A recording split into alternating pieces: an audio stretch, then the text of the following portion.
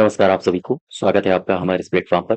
आज के इस वीडियो में हम उत्तर प्रदेश के सामान्य अध्ययन में उत्तर प्रदेश की कला और संस्कृति, नृत्य, मेले, उत्सव और स्थापत्य कला का दूसरा भाग देखेंगे। इससे पहले अगर आपने भाग 1 नहीं देखा है, तो आप हमारी प्लेलिस्ट में जाके देख सकते हो। अगर आपको इस लेक्चर की पीडीएफ चाहिए, तो आप हमारे टेलीग्राम चैनल से भी जुड़ सकते हो, वहाँ से बिल्कुल फ्री ऑफ कॉस्ट आप इसकी पीडीएफ डाउनलोड कर सकते हो। अगर आपको कोई समस्या, कोई क्वेरी हो, तो आप कमेंट बॉक्स में ज़रूर बताइएगा। तो चलिए शुरू करते हैं। क्वेश्चन नंबर 26 देखो, 26 नंबर कह रहा है कि उत्तर मध्य क्षेत्र सांस्कृतिक केंद्र निम्नलिखित में से किस स्थान पर अवस्थित है? तो उत्तर मध्य क्षेत्र सांस्कृतिक केंद्र कहाँ पर है? बात उत्तर मध्य क्षेत्र की हो रही है, तो अपने उत्तर प्रदेश में होगा, प्रयागराज में। ठीक है? अब यहाँ पर आप ऐसे समझो, ये जो अपना अगर हम सपोज़ करो भारत को 4 दिशाओं में डिवाइड करें, उत्तर, दक्षिण, पूर्व और पश्चिम और ये हो गया मध्य वाला भाग। तो यहाँ पर जो सांस्कृतिक केंद्र हैं, ये आपसे पूछे जा सकते हैं। कौन-कौन से सांस्कृतिक केंद्र कहाँ-कहाँ हैं? आओ ज़रा समझ लेते हैं। अगर आपसे पूछा जाए कि उत्तरी क्षेत्र सांस्कृतिक केंद्र, ध्यान दो, मैं कह रहा हूँ केवल उत्तरी क्षेत्र सांस्कृतिक केंद्र, मैंने उत्तर मध्य नहीं कहा है, तो ये इसका उत्तर होगा पटियाला, ठीक है? मैं अगर कहूँ आपसे कि उत्तर पूर्व क्षेत्र सांस्कृतिक केंद्र सांस्कृतिक केंद्र कहाँ है? तो आप बताओगे उत्तर पूर्व, नॉर्थ ईस्ट में जा रहे हो, नॉर्थ ईस्ट में दीमापुर यानी कि नागालैंड, दीमापुर, नागालैंड, ठीक है? अगर मैं आपसे पूछूँ कि मुझे बताओ दक्षिणी क्षेत्र सांस्कृतिक केंद्र कहाँ पर है? सांस्कृतिक केंद्र दक्षिण यानी कि नीचे जाओगे आप, नीचे जाओगे तो दक्षिणी क्षेत्र में आ जाएगा तंजावुर, तमिलनाडु। तंजावुर, तमिलनाडु, ठीक है? वहीं अगर मैं आपसे पूछूँ कि दक्षिण से थोड़ा-सा ऊपर की तरफ आओगे, तो पड़ेगा आपका दक्षिण मध्य क्षेत्र। दक्षिण मध्य क्षेत्र सांस्कृतिक केंद्र सांस्कृतिक केंद्र, ये कहाँ पर है? दक्षिण मध्य क्षेत्र सांस्कृतिक केंद्र ये है नागपुर में। नागपुर बोले तो महाराष्ट्र, ठीक है? अब आप पश्चिम की तरफ आओ, पश्चिमी क्षेत्र सांस्कृतिक केंद्र, पश्चिमी क्षेत्र सांस्कृतिक केंद्र ये कहाँ पर है? तो आप बताओगे उदयपुर में, ठीक है? उदयपुर यानी कि राजस्थान। अच्छा ये तो हो गया पश्चिमी क्षेत्र सांस्कृतिक केंद्र, अब बचा केवल पूर्वी क्षेत्र सांस्कृतिक केंद्र, ये कहाँ पर है? तो आप बताओगे ये है कोलकाता में, ठीक है? और अब केवल एक बच रहा है, वो है उत्तर मध्य क्षेत्र सांस्कृतिक केंद्र। तो ये कहाँ है? ये है अपने उत्तर प्रदेश में और उत्तर प्रदेश में कहाँ पर है? प्रयागराज में। यहाँ तक क्लियर हुआ? हाँ, नेक्स्ट देखो। क्वेश्चन नंबर 27 कह रहा है कि निम्नलिखित में से किस स्थान पर उत्तर मध्य क्षेत्र सांस्कृतिक केंद्र अवस्थित है? आंसर होगा इसका प्रयागराज, ठीक है? चौथा, तो ये क्वेश्चन देखो एक ही क्वेश्चन है, अलग-अलग एग्ज़ाम्स में पूछा गया है। यूपी पीसीएस 2019 में पहले आया, फिर यही क्वेश्चन ठीक 2 साल बाद यूपी पीसीएस 2021 में पूछा गया। बात समझ पा रहे हो? रिपीट होते हैं, तो प्रीवियस ईयर्स क्वेश्चन्स आपको ज़्यादा से ज़्यादा लगाने हैं, ठीक है? नेक्स्ट देखो, निम्नलिखित में से कौन-सा एक सही सुमेलित नहीं है? बताइए भाई। बटेश्वर मेला, बटेश्वर मेला कहाँ लगता है? ये लगता है आगरा में, ठीक। देवा शरीफ मेला ये लगता है जौनपुर में नहीं है, ये है बाराबंकी में, तो सही सुमेलित नहीं है तो हमारा यही सही हो जाएगा। देवा शरीफ मेला कहाँ है? बाराबंकी में, ठीक। यहाँ तक क्लियर हुआ? अच्छा संकिशा मेला कहाँ पर है? संकिशा जो मेला है वो है फर्रुखाबाद में, ये भी सही है। बिठूर कानपुर में, ये भी सही है। ये सारे के सारे सही हैं। अच्छा ये जो बटेश्वर है ना, यहाँ पर आप ऐसे समझो, ये जो बटेश्वर है, बटेश्वर मेला आगरा में तो लगता है, लेकिन आपसे इसकी कैटेगरी पूछी जा सकती है। बटेश्वर मेला किसको समर्पित है? ध्यान रखिएगा ये पशु मेला है। पशुधन मेला, यहाँ पर पशुओं की खरीद-फरोख्त होती है। वहीं देवा शरीफ यानी बाराबंकी से मुझे कुछ बातें याद आ रही हैं और बाराबंकी में यहाँ पर समझो आप बाराबंकी, ठीक? बाराबंकी। बाराबंकी से 2-4 बातें आप याद रखोगे। सबसे पहले यहाँ की 3 लोकेशंस आप ध्यान रखो। ये एग्ज़ाम में आपके आते ही आते हैं। एक बाराबंकी में ग्राम है, बाराबंकी से कुछ दूर पर ग्राम है एक बदोसराय, बदोसराय, ठीक? और एक यहाँ पर लोकेशन है देवा, देवा नामक स्थान है और एक लोकेशन आप याद रखो बांसा, ये भी बाराबंकी के पास है, ठीक है? अच्छा, ये जो बदोसराय है, यहाँ से आपके एग्ज़ाम में पूछा जाता है कि किसकी मज़ार है? तो ध्यान रखिएगा, ग्राम बदोसराय में है संत सलामत शाह की मज़ार। की मज़ार, एग्ज़ाम में पूछा जाता है, इसे आप याद रखोगे। अच्छा, ये जो बाराबंकी में देवा है, यहाँ पर किसकी है? देवा बोले तो यहाँ इसको आप देवा शरीफ भी कह सकते हो। देवा शरीफ किसकी है? यहाँ पर मज़ार आप बताओगे, हाजी वारिस अली शाह की, ठीक है? हाजी वारिस अली शाह की मज़ार। अच्छा, ये जो बांसा है बाराबंकी के पास, यहाँ पर क्या है? यहाँ पर आप बताओगे सैयद सैयद शाह, यहाँ पर है सैयद शाह अब्दुल रज्जाक की दरगाह, अब्दुल रज्जाक की दरगाह, ठीक है? तो बाराबंकी से यहाँ पर कन्फ्यूज़न बहुत होता है, इसलिए मैंने तीनों आपके लिख दिए। देवा शरीफ से अगर पूछे किसकी है, तो हाजी वारिस अली साहब, ठीक है? यहाँ पर आप ऐसे चाहें इसको एक्रोनिम्स भी बना सकते हो, जैसे डी वारिस, यहाँ पे लिख लो डीवी, देवा शरीफ वारिस की है, ठीक है? यहाँ से लिख लो बांसा यानी कि बीए, बी से बांसा, बीए हो गया और ए से अब्दुल, ठीक है? डीवी बीए और यहाँ पर लिख लो बीएस, बदोसराय और सलामत शाह, ठीक? तो डीवी डीवी बीए बीएस ये कोड आप याद रखो, DV sorry DV BA BS यानी बदोसराय सलामत शाह हैं और बांसा हैं अब्दुल रज्जाक और देवा शरीफ हैं वारिस अली साहब, ठीक है? तो ये तीनों बातें आप याद रखो, एग्जाम में यहाँ से क्वेश्चन पूछे जाते हैं। नेक्स्ट देखो, यहाँ से आपका इसका सही उत्तर क्या हो जाएगा? सही उत्तर होगा देवा शरीफ में जौनपुर नहीं है, ठीक है? क्वेश्चन नंबर 29, निम्नलिखित में से कौन उत्तर प्रदेश का लोकगीत नहीं है? चैती है, सोहर है, कजरी है या तेरह ताल है? तो उत्तर प्रदेश का लोकगीत नहीं है तेरह ताल, ये राजस्थान का है, तेरह ताली, ठीक है? अब एक-एक करके देखो जरा, ये चैती, चैती को देखो समझो, चैती, चैती एक लोकगीत है, ये कहाँ पर गाया जाता है? आपसे लोकेशन भी पूछी जाती है, तो आप बताओगे पूर्वांचल में, ठीक है? यानी पूर्वांचल में ये गाया जाने वाला लोकगीत है।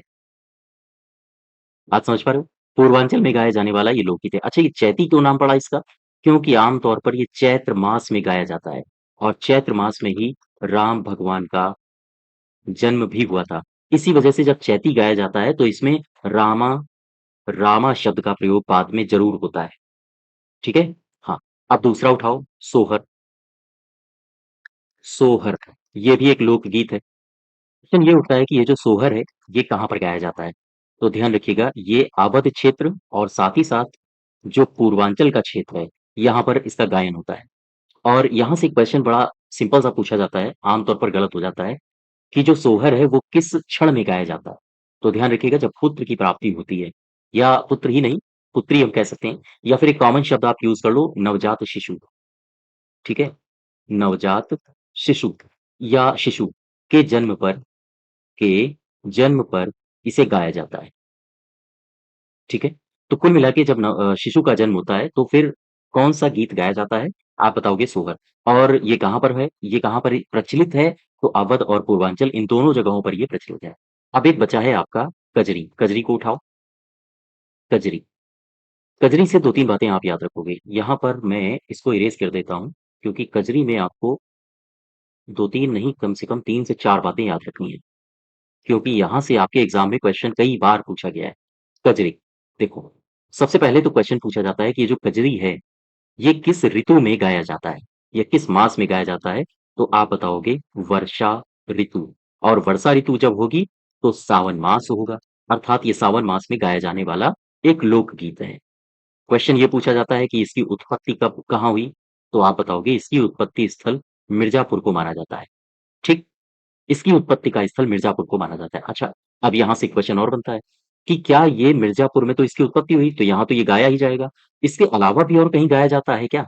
इसके गायन के क्षेत्र और कहाँ-कहाँ हैं? तो देखो मिर्ज़ापुर पूर्वांचल का क्षेत्र हो गया, ठीक है?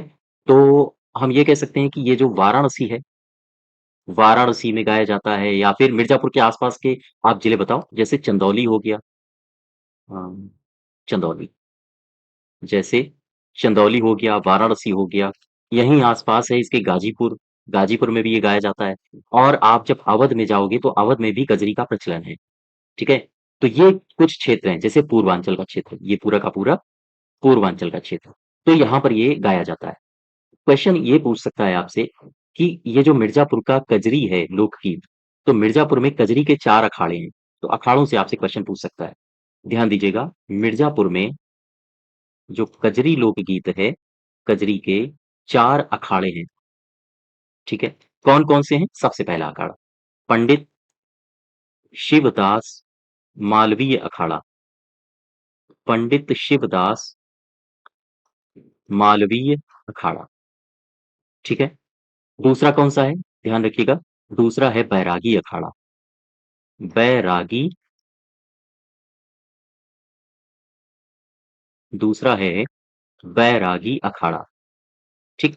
और तीसरा अखाड़ा आप याद रखोगे अक्खड़ अखाड़ा, अक्खड़ अखाड़ा, और चौथा है जहांगीर अखाड़ा, जहांगीर अखाड़ा। ये 4 अखाड़े हैं। तो यहाँ से आपके एग्ज़ाम में अभी तक ये अखाड़ों से क्वेश्चन नहीं आया है। अगर मैं पीसीएस की बात करूँ तो यूपी पीसीएस 2021 में पूछा गया था और कई बार पूछा गया है। तो लोकगीत कजरी के बारे में तो पूछा ही गया है।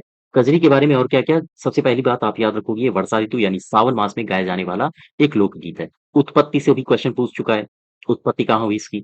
इस यहाँ से पूछ सकता है, पूछ चुका है कि ये पूर्वांचल में होता है, अवध में होता है, वाराणसी, चंदौली, गाजीपुर, लोकेशन पर भी क्वेश्चन पूछ चुका है। तो ध्यान रखिएगा, इस सेगमेंट को भूलना नहीं है, हालाँकि यहाँ से अभी तक क्वेश्चन नहीं पूछा गया है, ठीक है? नेक्स्ट देखो, क्वेश्चन नंबर 30, निम्नलिखित में से कौन उत्तर प्रदेश का लोक नृत्य नहीं है? पाई डंडा ये लोक नृत्य है उत्तर प्रदेश का, कर्मा भी है, चरकुला तो आपको पता ही होगा, ठीक है? ये फगुआ लोक नृत्य नहीं है, फगुआ लोक नृत्य हमारे उत्तर प्रदेश का नहीं है। अच्छा, एक-एक करके आओ देखो, पाई डंडा को देखो जरा, पाई डंडा, ठीक है? ये जो पाई डंडा है, अगर आपसे ये पूछे कि कहाँ होता है, लोकेशन बताओ इसकी, तो आप बताओगे बुंदेलखंड वाला क्षेत्र, झांसी, ललितपुर, बांदा वाला क्षेत्र। आमतौर पर बांदा में ये ज़्यादा प्रचलित है, ठीक है? और कौन करता है इसे? इसे करता है अहीर समाज। बुंदेलखंड में जो अहीर समाज है वो पाई डंडा नृत्य को करता है। और ध्यान रखिएगा, पाई डंडा एक एक डांस आपने काफ़ी चर्चित सुना होगा, गुजरात का डांडिया, ठीक है? तो ये जो डांस है अपने उत्तर प्रदेश का, ये गुजरात के डांडिया के समान है, गुजरात के डांडिया के समान है, ठीक है? तो यहाँ से आपसे क्वेश्चन पूछ सकते हैं। अच्छा, जब पाई डंडा नृत्य होता है ना, तो इसके जो नर्तक होते हैं वो माथे पर मोरपंख लगा लेते हैं और पैरों में जो है घुंघरू बांध लेते हैं और इसके बाद डंडे लेते हैं, फिर डंडों से प्रहार करते हुए नृत्य करते हैं। तो काफ़ी रोमांचक होता है ये नृत्य। कुल मिला के डंडों से प्रहार करने का सीधा-सा तात्पर्य है, ये जो गुजरात में डांडिया खेला जाता है, अगर आपने उसकी झलक देखी होगी, तो कुछ इसी प्रकार का है अपने यहाँ का पाई डंडा, ठीक? तो यहाँ से आप केवल 3 बातें याद रखो, कहाँ होता है, कौन-सा समाज करता है और किसके समान है। अब देखो जरा कर्मा, कर्मा, ठीक है? ये फ़ोक डांस है, कहाँ पर होता है? तो आप बताओगे, ये होता है मिर्ज़ापुर और सोनभद्र में, मिर्ज़ापुर और सोनभद्र में। अच्छा, एक बड़ा इम्पोर्टेंट क्वेश्चन पूछा जाता है कि कर्मा जो डांस है, वो कौन करता है? तो आप बताओगे खरवार जनजाति, ठीक है? खरवार जनजाति के द्वारा सोनभद्र और मिर्ज़ापुर में जो कि पाई जाती है, इसके द्वारा ये कर्मा डांस किया जाता है। अच्छा, कब किया जाता है? किस खुशी के मौके पर किया जाता है? तो ध्यान रखिएगा, फसल बोने के बाद इसे किया जाता है। अक्सर होली के आस-पास इसको करते हैं। और ये जो कर्मा त्योहार है, ये पर्यावरण और पुरुषार्थ का प्रतीक है। पर्यावरण और पुरुषार्थ का प्रतीक इसे माना जाता है। अब बात कर लो चरकुला की। चरकुला ये सबसे पहले क्षेत्र बताओ कहाँ पर होता है? ये होता है ब्रज में, ठीक है? याद रखिएगा, कई बार एग्ज़ाम में पूछा गया है। अच्छा, इसमें होता क्या है, ब्रज में होता है, किस अवसर पर होता है? तो आम तौर पर होली के आस-पास इसको किया जाता है, होली के अवसर पर। और इसमें होता क्या है, इसमें कुछ महिलाएँ होती हैं, महिलाएँ 108 दीपों का एक पिंजरा लेती हैं, उन पर दिए जलाए जाते हैं और उस पिंजरे को सर में रख के बैलेंस बनाते हुए ये डांस करती हैं। बात समझ पा रहे हो? हाँ, तो कुल मिला के ये चरकुला कहाँ का है? ये है ब्रज का, और फगुआ यहाँ का नहीं है, फगुआ है अपने बिहार का, ठीक है? तो उत्तर प्रदेश का कौन-सा लोक नृत्य नहीं है, तो यही सही हो जाएगा, ठीक है? नेक्स्ट देखो, क्वेश्चन नंबर 31, कुंभ मेला और अर्ध कुंभ क्रमशः प्रत्येक वर्ष किस-किस वर्ष में लगते हैं? यूपीपीसीएस 2017 इतने सिंपल क्वेश्चन भी पूछ लेता है। छठे वर्ष देखो कुंभ मेला लगता है 12 और अर्ध कुंभ लगता है छठे वर्ष। तो इसका सही उत्तर हो जाएगा चौथा। ठीक है। क्वेश्चन नंबर 31 का चौथा। अच्छा मुझे ये बताओ, कुंभ मेला में 2017 से योगी जी ने इसका नाम बदल दिया है। जो कुंभ मेला है उसे कहा जाता है, अब कहा जाने लगा है महाकुंभ। और ये जो अर्ध कुंभ कहा जाता था इसे कहा जाता है अब कुंभ। एक एक स्टेप आगे बढ़ा दिया। जो कुंभ था उसे इंक्रीज कर दिया महाकुंभ, और जो आधा कुंभ था उसे पूरा कुंभ कर दिया। यानी इसका नाम हो गया है महाकुंभ और अर्ध कुंभ का नाम हो गया है कुंभ। ठीक है, यहाँ तक। अच्छा क्या बता सकते हो कुंभ को यूएनईएससीओ यूनेस्को की धरोहर में कब शामिल किया गया? तो मैंने अभी आपको बताया था। कौन सी तारीख है? 7 दिसंबर 2017। ठीक है। और अपने यूपी में कब लगेगा महाकुंभ, बता सकते हो? 2025 यानी अगले साल। ठीक है। तो ये सारी बातें याद रखो आप। नेक्स्ट देखो, इनमें से कौन सा उत्तर प्रदेश का लोक नृत्य नहीं है? बताओ भाई। पहला ही ऑप्शन नहीं है, यही तो पंजाब का है गिद्धा। अहिर नृत्य है, रासलीला भी है, रामलीला भी है। तो एक एक करके देखो, समझो जरा। ये लिखा है रासलीला और ये लिखा है रामलीला। मैं इन दोनों को समझता हूं पहले। रासलीला, ठीक है, और मैं इधर लिखता हूं रामलीला। दोनों में अंतर क्या है? दरअसल ये जो रासलीला है ना, ये रासलीला आमतौर पर भगवान श्री कृष्ण के जीवन पर आधारित है। और ये इसका जो मंचन होता है वो मथुरा में होता है, वृंदावन में भी आपको देखने को मिलता है, और गोकुल में। ठीक है। और भी जगहों पर होता है, जैसे आप जहाँ लोकेशन में जिस जगह रहते होगे, तो आमतौर पर जो भागवतें होती हैं, बड़े बड़े जो यज्ञ कुंड होते हैं, तो जो भागवत होती है उसमें रात में इनका आयोजन किया जाता है, रासलीला का। उसमें बाल कलाकार आते हैं मथुरा के और वो फिर मंचन करते हैं, है ना, देखे होंगे आप लोग भी। तो इसका आयोजन आमतौर पर कहाँ होता है? मथुरा, वृंदावन या फिर गोकुल। और ये किस पर आधारित है? भगवान भगवान कृष्ण के जीवन पर आधारित है। ठीक है। भगवान कृष्ण के जीवन पर आधारित। और ऐसी मान्यता है कि जो रासलीला है, रासलीला से संबंधित जो नाटक हैं, नाटक को नंददास ने लिखा था। नंददास द्वारा रचित होते हैं, या नंददास द्वारा रचित हैं। रासलीला रासलीला के संबंध में जो भी नाटक हैं, वो ऐसी मान्यता है कि नंददास जी के द्वारा रचित हैं। अच्छा अब आ जाओ रामलीला में। ये क्या है? रामलीला नाम से ही समझ में आ रहा होगा, भगवान श्री राम के जीवन पर आधारित। श्री राम के जीवन पर आधारित। ठीक है। और इनके जीवन पर आधारित जो भी इनकी घटनाएं हुई हैं, इन घटनाओं को एक मंच दिया जाता है।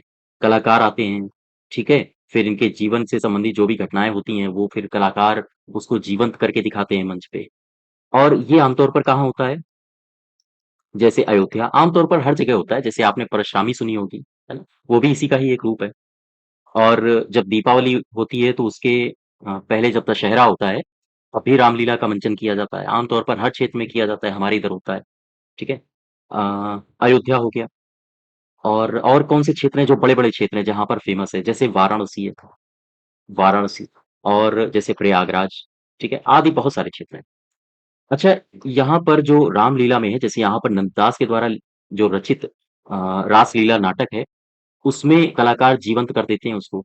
तो यहाँ पर किसके द्वारा रचित कोई ग्रंथ है जिस पर मंचन किया जाता है? तो तुलसीदास। तुलसीदास के द्वारा रचित रामचरितमानस, रचित रामचरितमानस के आख्यानों पर आधारित है। आख्यानों पर आधारित है। ठीक है, यहाँ तक क्लियर हुआ? तो याद रखिएगा ये सारी बातें। निम्न में से कौन सा उत्तर प्रदेश का लोक नृत्य नहीं है? तो यही वाला सही हो जाएगा आपका गिद्धा। क्वेश्चन नंबर 33, निम्नलिखित में से किस अवसर पर सोहर गीत का गायन किया जाता है? मैंने अभी आपको बताया था। सोहर गीत सबसे पहले मुझे बताओ ये होता कहाँ पर है? तो सोहर गीत मैंने बताया था आपको, अवध और पूर्वांचल। ठीक है, अवध पूर्वांचल मैंने बताया था। इसके अलावा मैंने क्या बताया था? किस अवसर पर किया जाता है?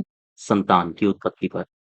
ठीक है, तो बच्चे के जन्म पर, यही सही हो जाएगा आपका। विवाह भी गलत है, मुंडन भी गलत है, नामकरण भी गलत है। शिशुओं के जन्म पर इसका आयोजन किया जाता है। नेक्स्ट देखो, क्वेश्चन नंबर 34।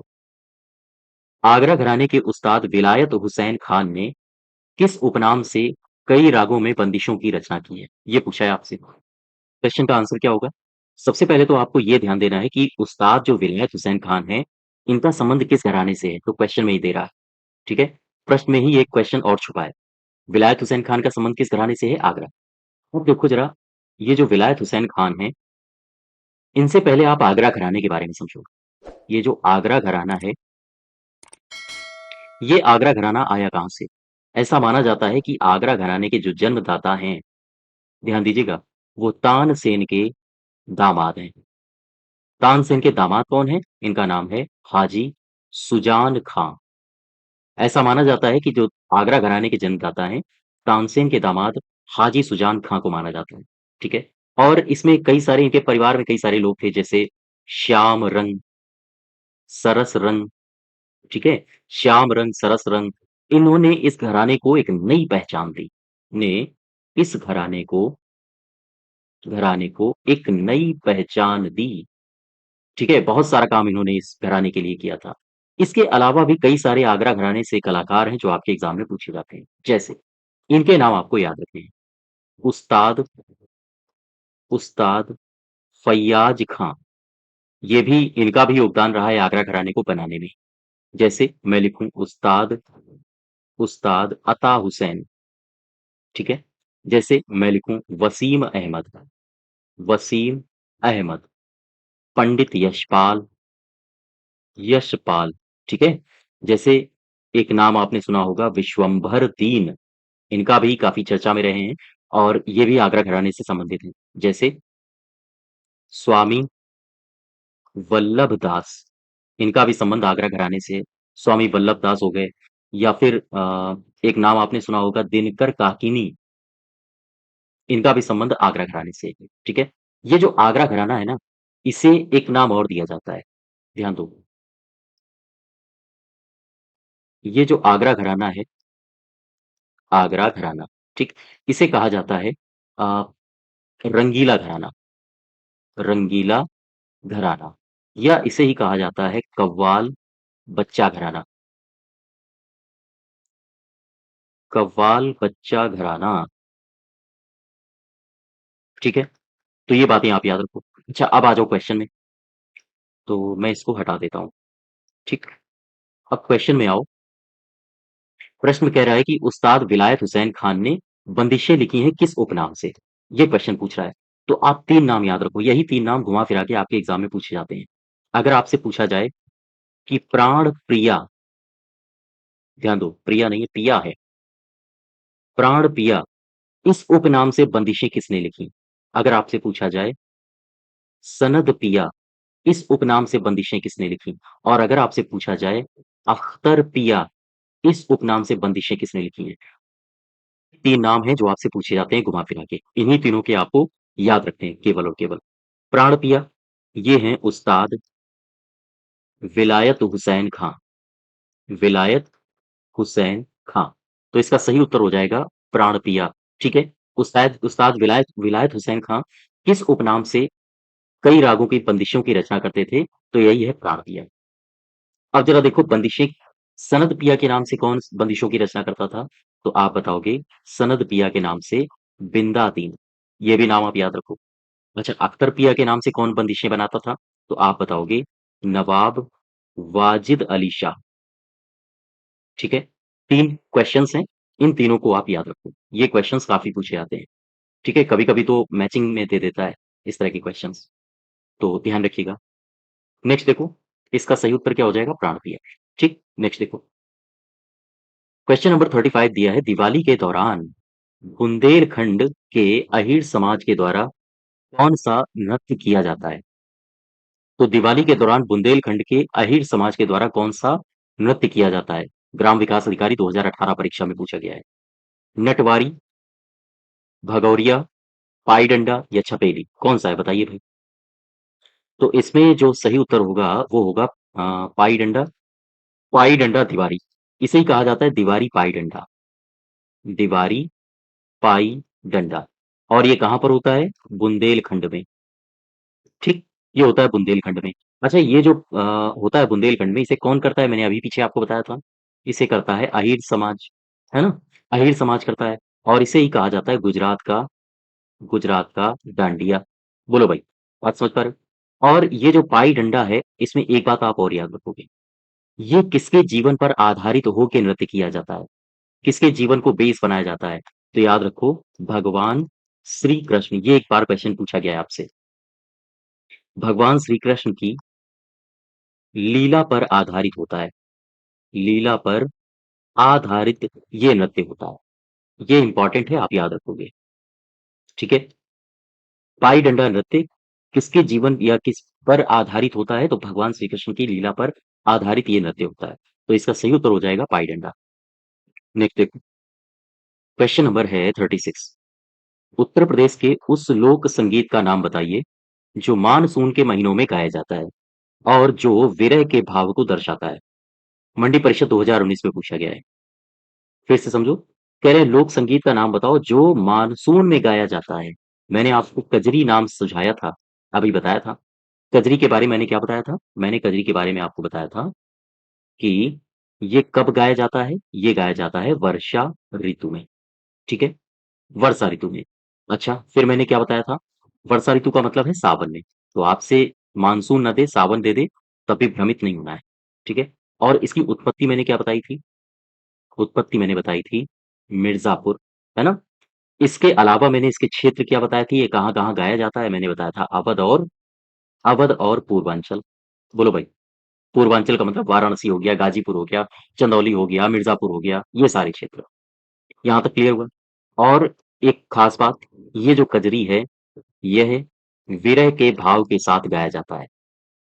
भाव के साथ इसे गाया जाता है, और इसमें जब ये गाया जाता है तो भगवान श्री कृष्ण की लीलाओं पर आधारित होता है। लीलाओं पर आधारित है। ठीक है? बात ध्यान रखो, ये सारी की सारी देखिए, नृत्य जो भी है ना, उसमें बहुत सारी चीज़ें आपको रटनी है। ठीक है? ये टॉपिक ऐसा है कि बिना रटे काम नहीं चलेगा। तो इसमें बार-बार रिवाइज़ करिए, बार-बार, और यहाँ से क्वेश्चन आते ज़रूर हैं। तो इसका सही उत्तर हो जाएगा कजरी। ठीक है? और इसका जो याद करने का एक ही तरीका है, मैक्सिमम प्रैक्टिस करो, अधिक से अधिक क्वेश्चंस लगाओ। इस टॉपिक के ही मैं करीब 150 से 200 क्वेश्चंस करवाऊँगा। तो इनको बार-बार देखिए, बार-बार लगाइए क्वेश्चंस, और जहाँ से भी नए क्वेश्चन मिले, वहाँ से लगाने का ज़्यादा प्रयास करो। प्रीवियस ईयर्स लगाइए, तभी ये सब याद हो पाती हैं। ठीक है? अच्छा, ये लिखा है कहरवा। एक नृत्य होता है, मैं ऐसे लिखूँ, कहरवाँ। ठीक है? ये नृत्य होता है। यहाँ से आप इस नाम से ही समझ पा रहे होंगे, कहरौआ, यानी कि जो कहाँर होते हैं, उनका नृत्य है ये। ये कहाँ पर होता है? सॉरी, हाँ, कहाँर होते हैं, उनका लोक नृत्य है ये। ये कहाँ पर होता है? ये होता है पूर्वांचल में। ठीक? और कौन करता है? पूर्वांचल के कहाँर समाज के लोग। किस अवसर पर किया जाता है? तो कोई अगर शुभ अवसर आया है इनके समाज में, तो शुभ अवसर पर इस लोक नृत्य का अभिनय किया जाता है। लोक नृत्य का अभिनय किया जाता है। ठीक है? तो कहरौआ, ये पूर्वांचल में होता है। कौन करता है? ये समाज, बहुत बहुत याद रखना है आपको। समाज भी पूछा जाता है। तो कहरौआ कहार समाज करता है। नाम मैचिंग-मैचिंग लग रहा होगा कुछ, तो आप यहाँ से लिंक जोड़ सकते हो। ठीक है? अच्छा, एक दिया है चैती। चैती को समझ लो ज़रा। चैती, ठीक है? चैती मैंने बताया था आपको, ये क्या है? ये है लोकगीत। कब होता है? चैत्र माह में होता है। रिवाइज़ करो बार-बार। अच्छा, चैत्र माह में किसका जन्म हुआ था? भगवान राम जी का जन्म हुआ था। और इन्हीं के जन्म की वजह से ये जो चैती गाया जाता है, इसमें बार-बार रामा रामा जैसे शब्दों का इस्तेमाल किया जाता है ना? नेक्स्ट देखो, ये तो क्वेश्चन हो गया, इसका सही उत्तर हो गया कजरी। Question number 37। सफेद धागे का उपयोग करके कपड़े पर की गई प्रसिद्ध कढ़ाई को क्या कहा जाता है? ग्राम विकास अधिकारी 2018 में पूछा गया है। फिर से समझो, सफेद धागे का उपयोग करके कपड़े पर की गई कढ़ाई को क्या कहा जाता है? जो कपड़े पर आप ड्राफ्टिंग करते हो, उसे क्या कहा जाता है? उसे कहा जाता है जरदोजी, जरी, गोटा या चिकनकारी। सही उत्तर बताइए आप। सही उत्तर होगा इसका चिकनकारी। ठीक है? अच्छा, गोटा क्या होता है? पता है आपको? गोटा दरअसल एक रिबन या फिर फीता टाइप का होता है जिसमें कढ़ाई करके किनारी का कार्य किया जाता है। आपने नाम भी सुना होगा, ये गोटेदार लहंगा टाइप है ना? और आप गोटा शब्द डालिए और इमेज देखिए गूगल में, तो वहाँ से आप ज़्यादा बेहतर समझ पाएँगे, ठीक है? हाँ, तो चिकनकारी इसका सही उत्तर हो गया। नेक्स्ट देखो, हस्तशिल्प के अंतर्गत आने वाली चिकन करी का कार्य मुख्य रूप से कहाँ किया जाता है? ये कहाँ पर होती है? ये होती है लखनऊ में अपने। यही सही हो जाएगा दूसरा, ठीक है? नेक्स्ट देखो, व्यायाम परीक्षक 2018 में प्रशिक्षक 2018 में पूछा गया है। उत्तर प्रदेश किस कढ़ाई शैली के लिए विश्व में प्रसिद्ध है? तो बहुत सिंपल सा क्वेश्चन है, कांथा है नहीं, चिकनकारी होगा। लखनऊ में ज़्यादा प्रचलित है ये, ठीक है? नेक्स्ट देखो, क्वेश्चन नंबर 40, लखनऊ उत्सव, जिसे अब लखनऊ महोत्सव के नाम से जाना जाता है, ये कब प्रारंभ हुआ था? यूपीपीसीएस 2022 का क्वेश्चन है। लखनऊ महोत्सव कब शुरू हुआ था? तो आप बताओगे 1975, 1976 में, इस वर्ष शुरू होता है। और ये एक वार्षिक उत्सव है। यह एक वार्षिक उत्सव है, ठीक है? या हम कहें वार्षिक त्योहार है या वार्षिक महोत्सव है, आप जो कहना चाहो। नेक्स्ट देखो, यूपीपीसीएस 2006 का क्वेश्चन है, चरकुला मौसमी लोक नृत्य है, कहाँ का? उत्तर प्रदेश का, ठीक है? और कहाँ का? ब्रज का। अगर उत्तर प्रदेश में भी पूछ दे कहाँ का है, तो आप बताओगे ब्रज का, ठीक है? देखो, क्वेश्चन नंबर 42, पीसीएस 2006 में यह भी पूछा गया, प्रसिद्ध संगीतज्ञ गिरिजा देवी, ये कहाँ से संबंधित हैं? क्या ग्वालियर घराने से इनका संबंध है, बनारस से हैं, आगरा से हैं या फिर लखनऊ से हैं? तो गिरिजा देवी, इनके बारे में थोड़ा सा समझ लेते हैं। गिरिजा देवी,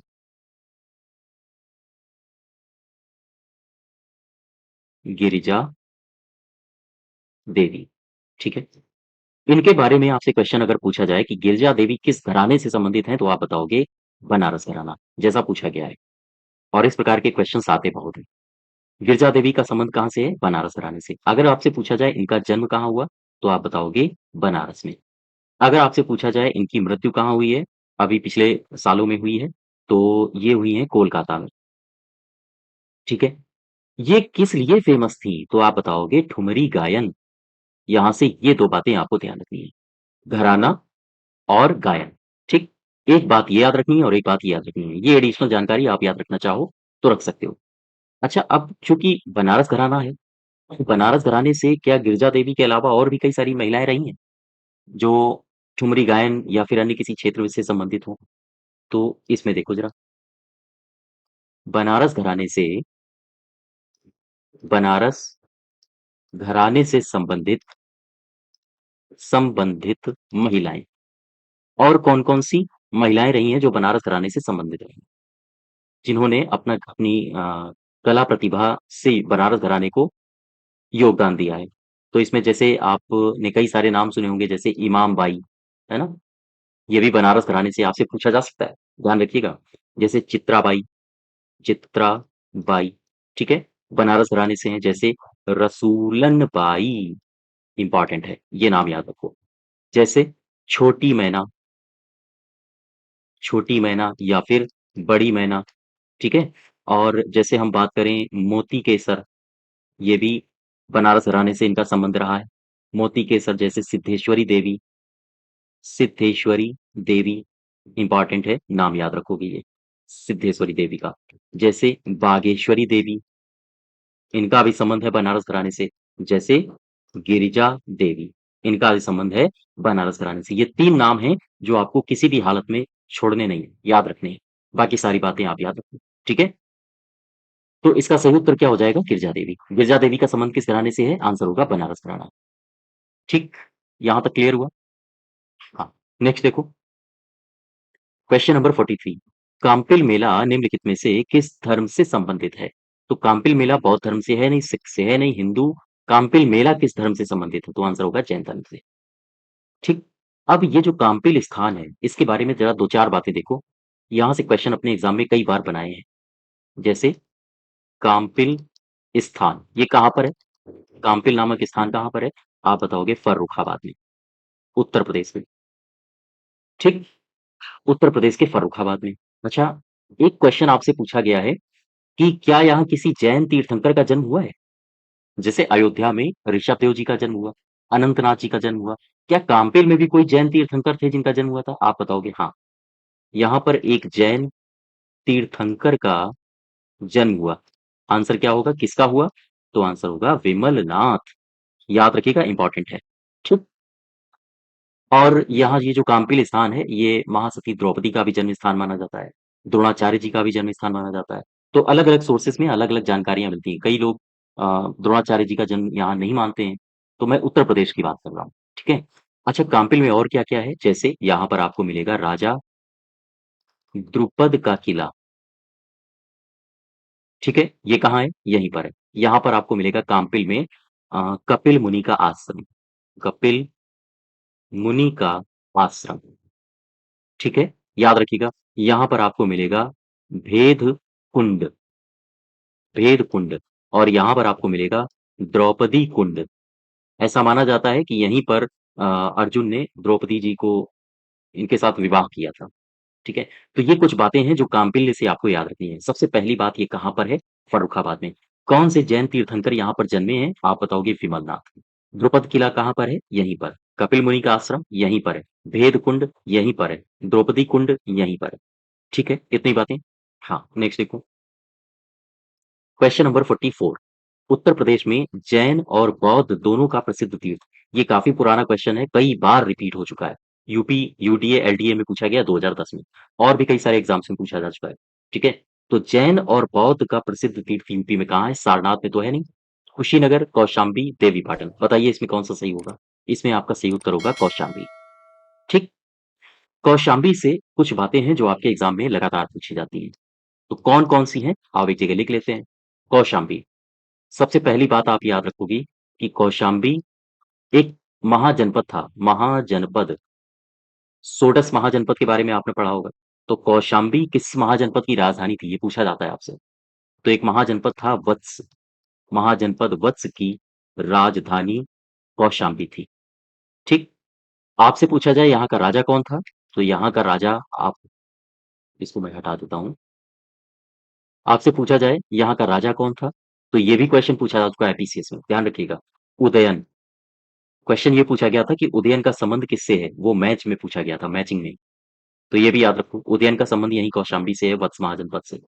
ठीक है? और पूछा गया था आपसे घोषिताराम विहार कहाँ पर है? घोषिताराम विहार ये कहाँ पर है? तो आप बताओगे कौशाम्बी में। ठीक है? आपसे पूछा जाए कि यहाँ कोई जैन तीर्थंकर का जन्म हुआ था क्या कौशाम्बी में? तो आप बताओगे हाँ, हुआ था। एक जैन तीर्थंकर हैं, जैन तीर्थंकर पद्म प्रभु, इनका जन्म हुआ था। ठीक है? हाँ। और कौशाम्बी से एक बात ध्यान रखो, ये कई बार पूछा जा चुका है, इंपॉर्टेंट है। बात ये है कि एक स्थान है और ये जैन तीर्थ स्थान है। इसका नाम आपने सुना होगा प्रभास गिरी। प्रभास गिरी, या आपने कई जगह प्रभोसा लिखा देखा होगा। प्रभोसा। तो आपसे पूछा जाता है कि प्रभास गिरी या प्रभोसा, ये एक स्थान है जो कि जैन तीर्थ स्थान है। ये कहाँ पर है? तो आप बताओगे ये है कौशाम्बी में। यहाँ तक बात समझ पा रहे हो आप हमारी? तो ये सारे के सारे जो भी मैंने पॉइंट्स लिखे हैं एक जगह, ये सभी पॉइंट्स आपसे पूछे जा चुके हैं। ठीक? आगे बढ़ो। क्वेश्चन नंबर 45 में आओ।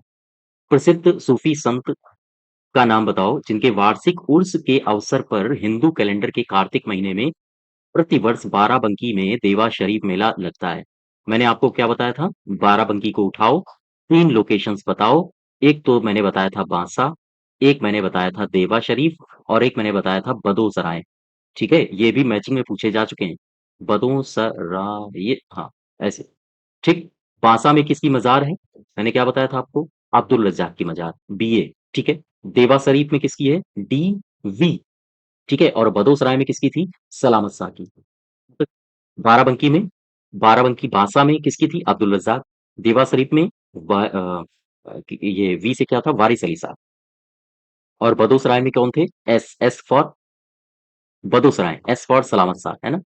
तो यहाँ पर क्या हो जाएगा? आपसे पूछा है कि देवा शरीफ में पूछा है, तो डीवी, वी फॉर वारिस कहाँ है? ये है। यही वाला आपका सही हो जाएगा। तो ये तीनों के तीनों आपको याद होने चाहिए। ये तीनों पूछे जा चुके हैं। ठीक है? रिवाइज करो इनको बार-बार। नेक्स्ट देखो। निम्नलिखित में से किस लोक नृत्य का आयोजन बुंदेलखंड क्षेत्र में फसल कटाई के समय होता है। बुंदेलखंड क्षेत्र में कौन किसका होता है? सबसे पहले आप चरकुला को उठाओ, ऑप्शन एलिमिनेट करो, चरकुला को उठाओ। आप क्या बताओगे चरकुला में? ये होता है ब्रज में, ठीक। छौलिया ये अपने यहाँ होता नहीं है, पहले होता था जब उत्तराखंड था, अब उत्तराखंड में चला गया है। कर्मा ये कहाँ पर होता है? कर्मा मैंने बताया था आपको पूर्वांचल में। पूर्वांचल का मतलब मिर्जापुर में, सोनभद्र में, है ना? इन इलाकों में। और बचा कौन? बचा शौरा, यही सही हो जाएगा, ठीक है। इसका सही उत्तर हो जाएगा शैरा या शौरा, पहला। देखो अ, इसमें छोलिया देखो जरा, या छोलिया उत्तराखंड का है, इसको छोड़ देते हैं। शैरा को देखो केवल, जो उत्तर प्रदेश का है उसको देखो। हालांकि छोलिया अपने जो तराई वाले क्षेत्र हैं वहां भी इसका मंचन किया जाता है, ठीक है। अच्छा शैरा को देख, शैरा ये कहाँ पर होता है? ये होता है बुंदेलखंड में, ठीक है। या इसे कब किया जाता है? तो आप बताओगे इसे फसल कटाई के अवसर पर किया जाता है, फसल कटाई, ठीक। और जो शायरा गाने वाले दल होते हैं वो अपने हाथ में एक लकड़ी लेते हैं और लकड़ी से एक दूसरे को मार के नृत्य करते हैं। तो कुल मिला के आपको केवल इतना याद रखना है कहाँ का है ये और किस अवसर पर होता है। फसल कटाई में होता है और बुंदेलखंड का है, ठीक है। चलो छोलिया को ले लेते हैं। छोलिया, ये छोलिया, इसमें होता क्या है? दरअसल इसमें जो राजपूत परिवार होते हैं, राजपूतों द्वारा विवाहोत्सव पर विवाहोत्सव पर ये नृत्य किया जाता है, ठीक है। हाँ, छोलिया विवाहोत्सव पर किया जाने वाला एक नृत्य है। बात समझ पा रहे हो? तो कुल मिला के इसका सही उत्तर हो जाएगा शौरा, शैरा या फिर शौरा कहा जाता है इसे। नेक्स्ट देखो, क्वेश्चन नंबर 47। निम्न सांस्कृतिक कार्यक्रमों में से उत्तर प्रदेश की विशेषता नहीं है। कव्वाली उत्तर प्रदेश की है विशेषता, स्वांग ये भी है, रसिया भी है, बिहू नहीं है। बिहू है असम का, ठीक है। ये असम का है। नेक्स्ट देखो, उत्तर प्रदेश का निम्न में से कौन-सा एक मुख्य शास्त्रीय नृत्य प्रकार है? तो मैंने आपको कथक के बारे में बताया था। कथक, दरअसल इसका प्रारंभ कब से माना जाता है? तो इसका प्रारंभ माना जाता है जब मंदिरों में कथाएँ हुआ करती थीं, तो जो पंडित जी कथा सुनाते थे ना, तो उनके हाव-भाव, मुँह का एक्सप्रेशन कैसा बनाते थे, तो पुजारियों के हाव-भाव से इसकी उत्पत्ति मानी जाती है। अर्थात कथक का अर्थ होता है कथा कहना, ठीक है? हाँ, ध्यान रखिएगा मैंने इसको आपको बताया हुआ है, ठीक? तो इसका सही उत्तर क्या हो जाएगा? कौन-सा मुख्य शास्त्रीय नृत्य उत्तर प्रदेश का है? तो यही हो जाएगा कथक, ठीक है? क्वेश्चन नंबर है 49। उत्तर प्रदेश पुलिस से पूछा गया है निम्नलिखित में से कौन-सा स्थान है जहाँ पर कुंभ मेला नहीं लगता है? तो वाराणसी, वाराणसी हो जाएगा, यही सही है। हरिद्वार में भी लगता है, इलाहाबाद में भी लगता है, उज्जैन में भी लगता है, ठीक है? बात मेला की आ गई है, तो कुछ मेले आप समझ लो। मेला, देखो, मैं उठा रहा हूँ पहले वाराणसी को, वाराणसी, ठीक? वाराणसी में मेले कौन-कौन से लगते हैं? आप बताओगे रामलीला मेला, ठीक है। वाराणसी में और क्या लगता है? आप बताओगे देव दीपावली मेला, देव दीपावली मेला, ठीक है। और ये कब लगता है? कार्तिक पूर्णिमा के अवसर पर, कार्तिक पूर्णिमा देव दीपावली इसको कहा जाता है। और वाराणसी में और कौन से मेला कोई लगता है क्या? हाँ, संकट मोचन, संकट मोचन संगीत समारोह मेला, समारोह मेला। और वाराणसी में क्या लगता है कोई मेला? ये नाम याद रखो, कई बार पूछा जा चुका है, कटैया, नख कटैया मेला, ठीक, ये इंपॉर्टेंट है आपके लिए। और देव दीपावली भी इंपॉर्टेंट है, ये भी पूछी जाती है। ये दोनों ही मेले आप याद रखोगे। देव दीपावली कहाँ लगता है? वाराणसी में। और ये नख कटैया ये भी वाराणसी में। और एक याद रखो, ध्रुपद मेला, ध्रुपद मेला अगर आपसे पूछा जाए ये कहाँ लगता है तब भी आप बताओगे वाराणसी में, ठीक है। ये तीनों के तीनों वाराणसी में है, आप याद रखोगे। अच्छा आप नेक्स्ट देखो, क्वेश्चन नंबर 50। प्रतिवर्ष प्रसिद्ध सूफी संत हाजी वारिस अली साहब, वी आ गया, वारिस अली साहब, वी फॉर क्या होगा? देवा, डीवी। वारिस अली शाह की मजार पर मेला कहाँ लगता है? तो आप बताओगे देवास में, ठीक, यही सही हो जाएगा क्वेश्चन नंबर 50 का। और आओ जरा रिवीजन करो एक फटाक से।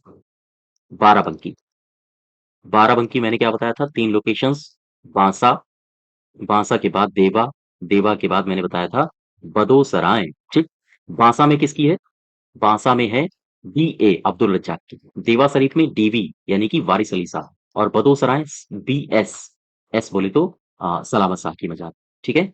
हाँ, नेक्स्ट देखो, सूची एक और सूची दो को सुमिलित करिए। अ, सूची एक पे क्या दिया है? इधर दिए हैं कुछ पर्वत, भवन, दुर्ग, और इधर दिए हैं उनके स्थान। कनक भवन कहाँ है पता है आपको?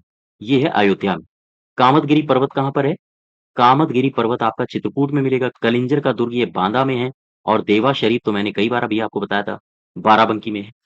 तो चौथे का हो जाएगा पहला, चौथे का हो जाएगा पहला, ये ए बी सी डी है, ए बी सी और डी। कनक भवन का चौथा हो जाएगा। ठीक है, बाकी इसमें आप मैच करा लेना। ए का हो जाएगा चौथा तो ये सही है, बी का हो जाएगा तीसरा तो ये सही है, सी का हो जाएगा दूसरा तो ये सही है, और डी का हो जाएगा पहला, ये सही है। ठीक है, यहाँ तक क्लियर है बात? अच्छा, अब मैं अयोध्या को उठा रहा हूँ थोड़ा सा। अयोध्या के बारे में देखो, यहीं पर मैं लिख देता हूँ अयोध्या। अयोध्या में कुछ बातें याद रखो, जैसे ये तो पता ही होगा आपको कि सरयू नदी किनारे है। ठीक है। इसका पुराना नाम आपसे पूछा जा सकता है। इसका पुराना नाम आप बताओगे अयातसा। इसका पुराना नाम है अयातसा। अच्छा, अयोध्या में कोई जैन तीर्थंकर जन्मा है क्या? जैन तीर्थंकर कोई जन्मे हैं? तो हाँ, यहाँ पर कई सारे जैन तीर्थंकरों का जन्म हुआ है। ये बात आप याद रखो, जैसे मैं लिख रहा हूँ आदिनाथ। आदिनाथ किसे कहा जाता है? ऋषभ देव को। ठीक है, ऋषभ देव। इनका जन्म कहाँ हुआ? अयोध्या में। आपसे अगर पूछे अनंतनाथ, इनका जन्म कहाँ हुआ? अयोध्या में। अगर आपसे पूछे कि ये तो आदिनाथ हो गए, अनंतनाथ हो गए, और एक हैं आज से अभिनंदन नाथ, इनका भी जन्म कहाँ हुआ? अयोध्या में। ठीक। और कोई है जिनका जन्म हुआ अयोध्या में? तो आप बताओगे हाँ, एक और है सुमित नाथ, इनका भी जन्म अयोध्या में हुआ है। और एक हैं अजित नाथ। सुमित नाथ जी का जन्म कहाँ हुआ? अयोध्या में। ये सारे जैन तीर्थंकर हैं, याद रखिएगा। अजित नाथ, इनका भी जन्म कहाँ हुआ? अयोध्या में। ठीक है। और एक और है जैन तीर्थंकर, इनका नाम है धर्मनाथ। इनका जन्म हुआ है अयोध्या शहर से 25 किलोमीटर दूर। तो धर्मनाथ का भी एक तरह से जन्म अयोध्या में हुआ है। अयोध्या में क्या-क्या है? तो मैंने बताया था, कनक भवन है यहाँ पर। ये कनक भवन कहाँ है? अयोध्या में। राम जन्मभूमि है यहाँ पे। हनुमानगढ़ी, जिसे अभी जीआई टैग मिला है यहाँ के बेसन के लड्डू को, हनुमानगढ़ी, ये कहाँ है? अयोध्या में। अगर आपसे पूछे मणि पर्वत, याद रखिएगा, पूछा जा सकता है आपसे, तो ये कहाँ है? यहीं पर है, अयोध्या में। अगर आपसे पूछे भरत कुंड, ठीक है, ये कहाँ पर है? अयोध्या में। तो ये सारी की सारी बातें आप याद रखो अयोध्या से। ठीक है। इनके नाम आप जरूर याद रखिएगा, किनका जन्म हुआ है, क्योंकि ये आरओ यारो के फेवरेट क्वेश्चंस होते हैं इस तरह के। ठीक है। नेक्स्ट देखो, क्वेश्चन नंबर 52। सूची एक और सूची दो को मिलाइए। कह रहा है कि गोविंद साहब मेला ये कहाँ लगता है? कैलाश मेला, सैयद सलार मेला, शाकंभरी। शाकंभरी तो आपका सहारनपुर में हो जाएगा। सैयद सलार ये कहाँ पर है? ये आपका बहराइच में हो जाएगा। कैलाश मेला तो आगरा में है। और गोविंद साहब ये हो जाएगा आजमगढ़ में। अब आप मैच करा लेना यहाँ से। ठीक है। अब मैं आपको कुछ गोविंद साहब के बारे में एक बात समझ लो, यहाँ पर कंफ्यूजन होता है। गोविंद साहब मेला कई सारी किताबों में आजमगढ़ भी दिया है, और कई सारी किताबों में दिया है अंबेडकर नगर। तो ध्यान रखिएगा, ये आजमगढ़, आजमगढ़ और अंबेडकर नगर, इसकी सीमा पर लगता है। ठीक है, इसकी सीमा पर तो या तो आजमगढ़ देगा या अंबेडकर नगर देगा, दोनों एक साथ नहीं देगा। ठीक। अब जरा बात करो आगरा की। आगरा, आगरा से मुझे कुछ मेले बताओ, आगरा में कौन कौन से मेले लगते हैं? जैसे प्रसिद्ध मेले, बटेश्वर मेला, है ना? बटेश्वर मेला, लेकिन इसकी खास बात क्या है? ये पशु मेला है। ठीक। और आगरा में क्या है? आगरा में है कैलाश मेला। तो कैलाश मेला आपसे पूछा जाए कहाँ लगता है? आगरा में। जैसे राम बारात मेला, ये कहाँ पर लगता है? आगरा में। ठीक है। एक नाम और याद रखो आगरा से, गणगौर मेला। गणगौर मेला। तो अगर आपसे गणगौर पूछे, कई किताबों में गंगौर भी लिखा मिलता है, गंगौर मेला। तो ये दोनों एक ही हैं, कंफ्यूज नहीं होना है। गणगौर मेला या फिर गंगौर मेला, ये दोनों ही आगरा में लगते हैं। ठीक है। अब बहराइच को उठा लो। बहराइच को, बहराइच में क्या है? सैयद सलार। ठीक है। बहराइच में सैयद सलार और मसूद गाजी, सैयद सलार और मसूद गाजी इन दोनों की दरगाहें हैं। और अगर आपसे पूछे ये कौन थे, ये कब आए थे, तो जब महमूद गजनवी आया था ना, महमूद गजनवी, इसी के साथ ही आए थे ये बंदे। और इनकी दरगाहें कहाँ पर हैं, तो इनकी दरगाहें हैं बहराइच में, सैयद सलार की भी और मसूद गाजी की भी। ठीक है, नेक्स्ट देखो क्वेश्चन नंबर 53। निम्नलिखित युग्मों में से कौन सा सही सुमेलित नहीं है? हारमोनियम वादक श्री राम श्रीवास्तव है। श्री राम श्रीवास्तव हारमोनियम वादक नहीं थे। श्री राम श्रीवास्तव थे वायलिन वादक, वायलिन वादक। ठीक। और ब्रज रास नृत्य कहाँ होता है? ब्रज में, बिल्कुल सही है। बिरहा मिर्जापुर में होता है, ये भी सही है, बिरहा। दरअसल बिरहा पूर्वांचल में होता है, और पूर्वांचल बोले तो मिर्जापुर। ठीक है। मुबारक अली खां, ये गायकी से संबंधित है, ये सारे के सारे सही है। ये गलत है आपका। श्री राम श्रीवास्तव वायलिन वादक थे। ठीक है, हारमोनियम वादक नहीं थे। नेक्स्ट देखो क्वेश्चन नंबर 54। रामनगर बनारस में रामलीला का मंचन कितने दिन होता है?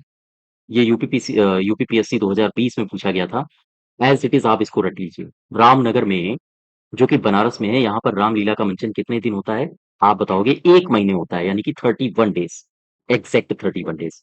ठीक है, नेक्स्ट देखो क्वेश्चन नंबर 55। यूपीपीसीएस 2008 में पूछा गया है, कह रहा है कि निम्नलिखित में से कौन एक कथक कलाकार नहीं है?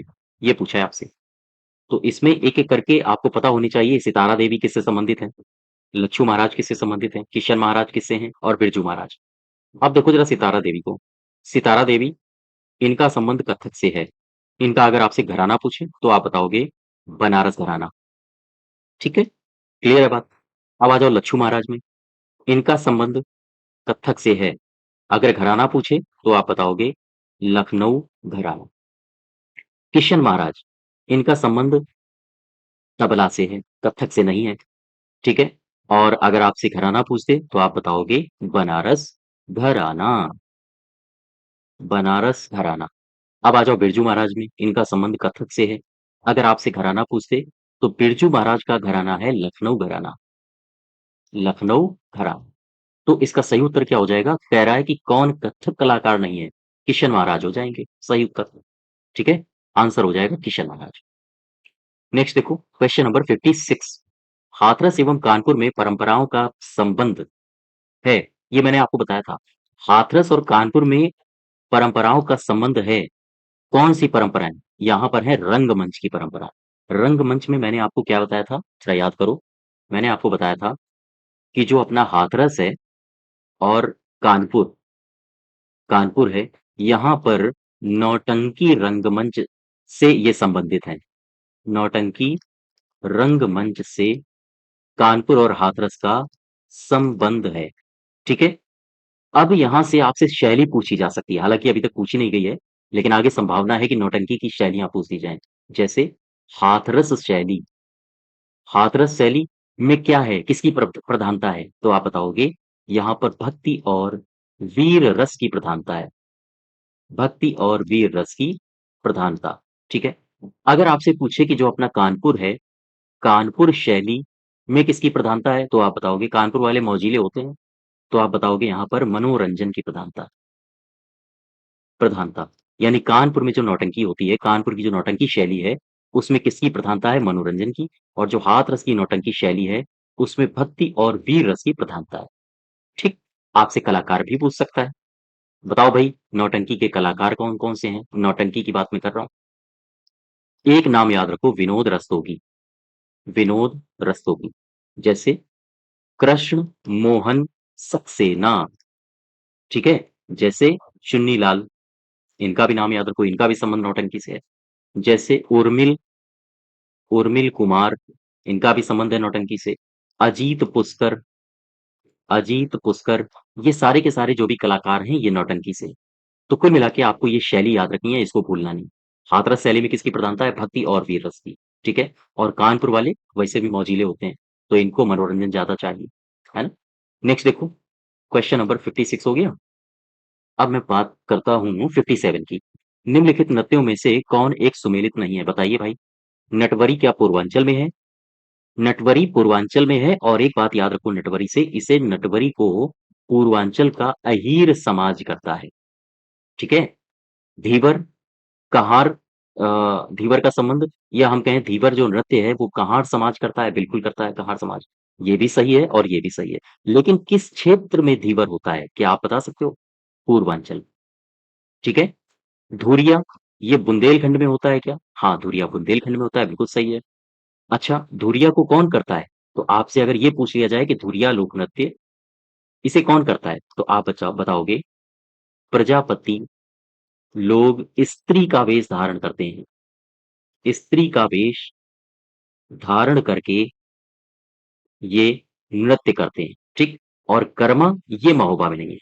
कर्मा कहाँ पर है? कर्मा है सोनभद्र में और मैंने बताया था मिर्जापुर में, ठीक?